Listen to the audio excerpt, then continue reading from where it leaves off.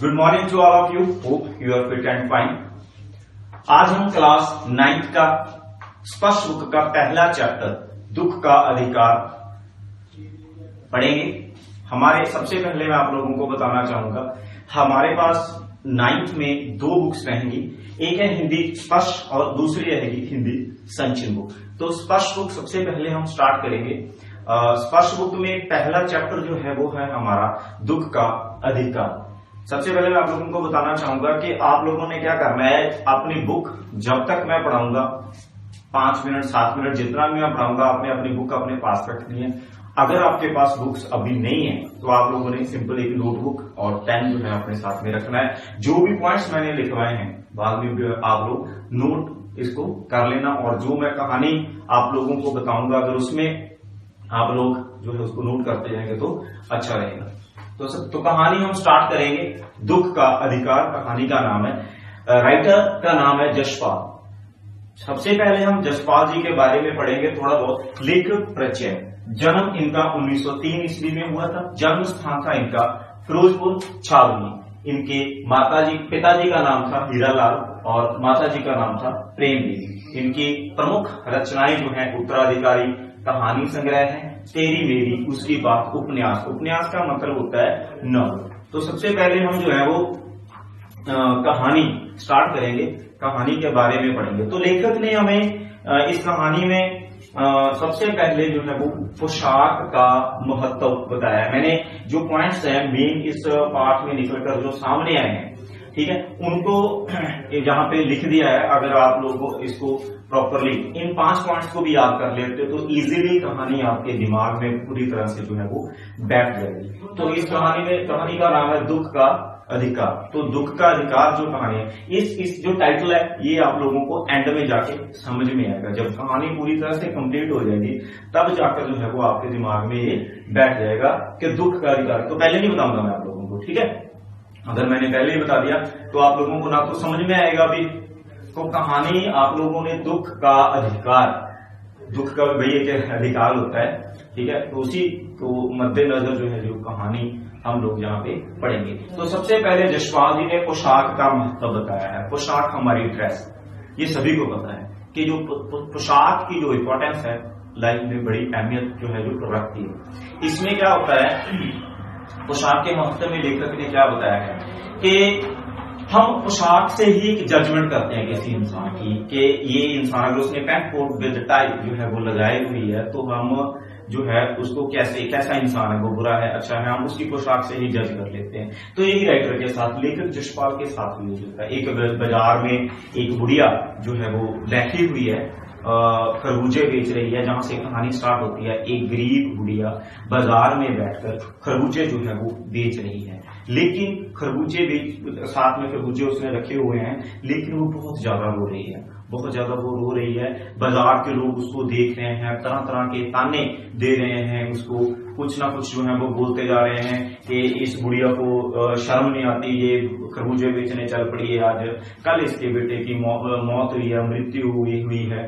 तो इस तरह से अनेकों प्रकार की बातें, टॉन्ट जिन्हें हम बोलते हैं, उसको मतलब। तो लेखक का मन करता है कि वो उस बुढ़िया के पास जाकर उसके रोने का कारण जो है वो जान सके। लेकिन जैसा कि मैंने पहले आप लोगों को बताया कि पोशाक उसके काम में, उसके जो है दया में क्या कारण, क्या कौन से चीज कारण बनती है, अड़चन बनती है पोशाक। ये क्वेश्चन में भी रहेगा कि पोशाक कब अड़चन बन जाती है। तो लेखक जो है उसकी पोशाक, वो सोचता है कि यार इतनी अच्छी पोशाक पहनकर अगर मैं इस गरीब बुढ़िया के पास जाऊंगा तो देखने वाले लोग क्या कहेंगे, इसलिए वो वहां पे जाने का मन है जो।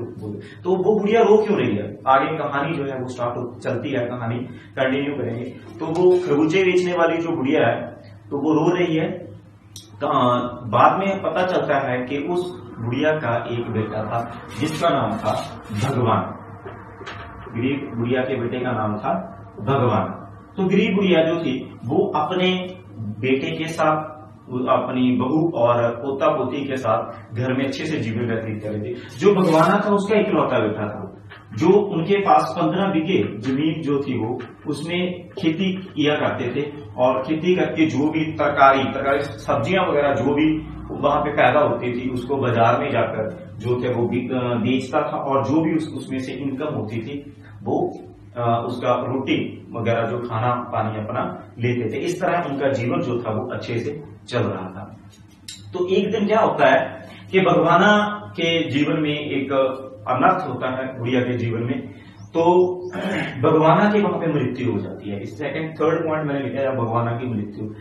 एक दिन वो सब्जियां तोड़ रहा था, अचानक सांप के डसने के कारण भगवाना की मौत हो जाती है। तो लोग उसको लेके घर पे आते हैं, और जो गुड़िया है वो भगवाना को बचाने के लिए झाड़ फूंक ओझा, यहाँ पे मैंने लिखा है ओझा बाबा, वो होते नहीं जो जादू टूना करने वाले होते हैं, वो पंखों के साथ, मोर पंखों के साथ जो करते हैं उसको बोला जाता है ओझा। तो वो ओझा को बुला ले, और ओझा ने झाड़ फूंक किया, लेकिन व्यर्थ। सब इन सब चीजों से है ना, सांप के डसने से क्या लेना देना। तो इस तरह जो थोड़ा बहुत उनके पास खाने पीने का जो सामान बचा था वो ओझा लेकर चला जाता है।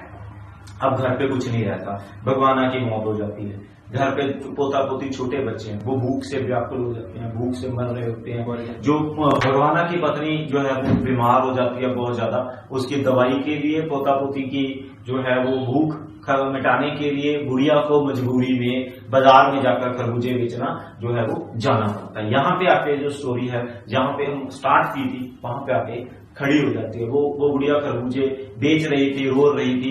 लेखक जो उसके रोने का कारण पूछना चाहता था, वहां पे आकर वो स्टोरी खड़ी हो गई। तो यहाँ पे हम पूरी स्टोरी सुनने के बाद हमारे दिमाग में पूरी तरह से ये बात बैठ जानी चाहिए, हमें पता चल जाना चाहिए कि दुख का अधिकार, इसका मतलब क्या है? दुख का अधिकार, कि दुख मनाने का भी एक अधिकार होता है।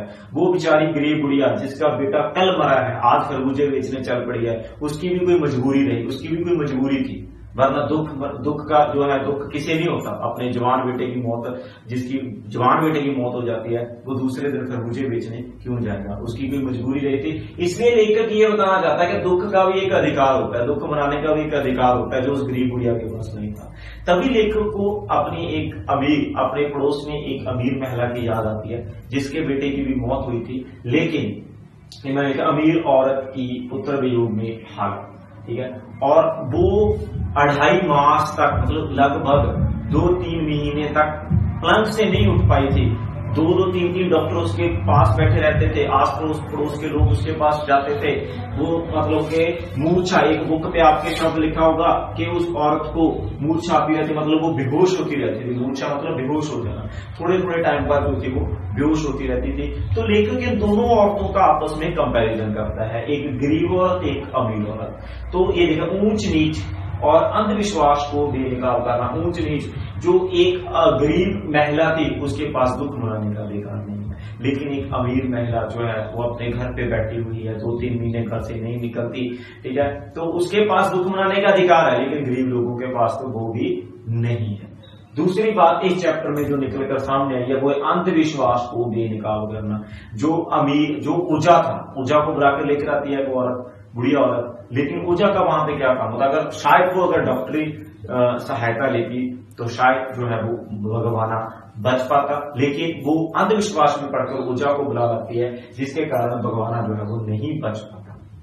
इस तरह लेखक ने जो है वो दुख का अधिकार कहानी में हमें ऊंच नीच और अंधविश्वास को बेनकाब कर हमें इस कहानी के बारे में बताया गया। आशा करता हूं कि आप सभी को ये कहानी पूरी तरह से समझ में आ गई होगी।